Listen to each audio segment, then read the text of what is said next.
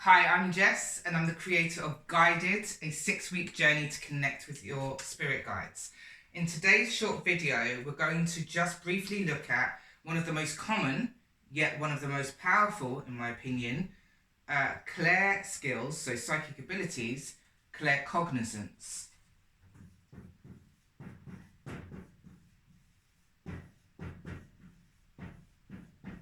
The reason why I think it's one of the most powerful tools for us to develop and recognize that we own is because, unlike all of the others, we do not need to interpret symbols, we do not need to interpret meaning, metaphors, images. Not that to discard them, but with claircognizance, you just know. So I'll give you 2 examples of how my claircognizance was playing out before I was aware that I had it, and why not being aware of it means that you can actually discount these feelings, or you can have self-doubt, which prevents you from actually going with the flow and living a life of magic, wonder and awe because you're following your intuition. So in 2014, my dad became really ill. I didn't hear from him, didn't know anything about it, and I said to some family members, I think there's something wrong with Dad. And they were like, oh no, don't worry, just relax. He's probably out for the night. And I was like, no. And there was something deep within me. I said, I know there is something wrong. So I went to his house and actually looked through the letterbox, and he was on the floor and he had become almost paralyzed. So I called an ambulance. But this is not where the story ends. So one, I acted on the impulse. I took action. I followed it through. And something was wrong. The second element of this story was when we got to the hospital, it took 3 days before they would give him an MRI scan. Now, in this 3 days, he was slurring his speech. His face had actually deteriorated and stopped moving at all. He could hardly move. His eyes were glazed over.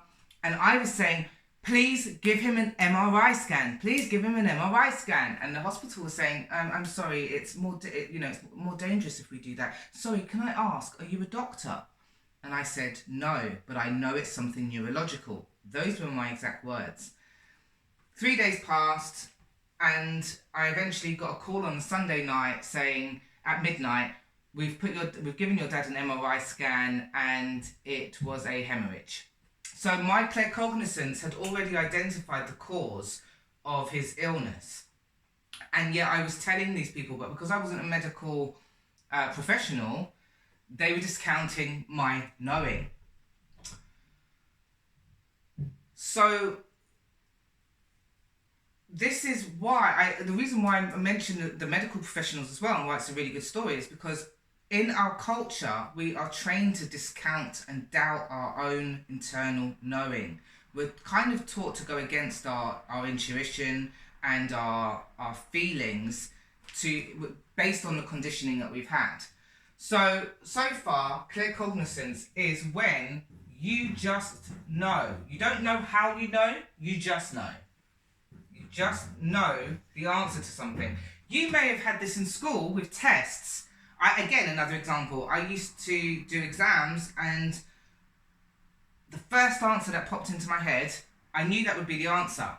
Sometimes I would doubt that with the rational mind, so that's when your intellect will come in and start filtering through and say, oh, I'm not sure. But if you just go with that first answer and that first instinct, it's always going to be correct. So if you're claircognizant, you're going to recognize situations where you've just known something. You just had the right answer without knowing it.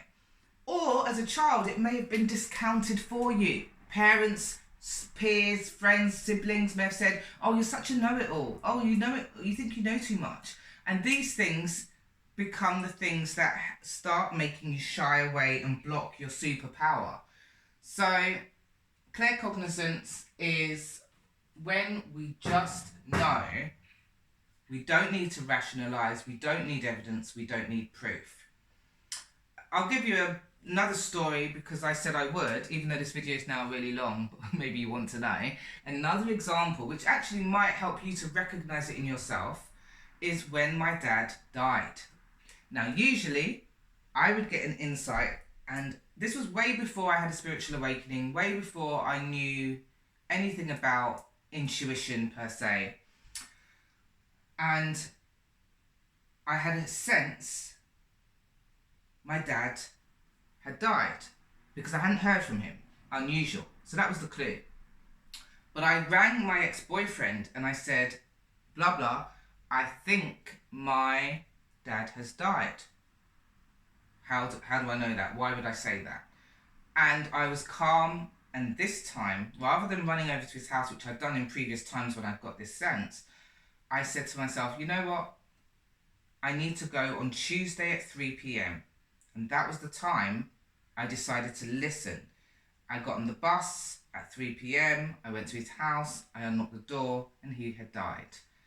So, if you're somebody who is or has experienced this knowing and you're discounting or doubting yourself, understand and start to become a bit more conscious of when you do know, when you just know, and when you begin to filter it through your intellect. What kind of questions come up? What kind of things do you say to yourself when you start to deny your internal knowing? I hope you enjoyed this video. Bye.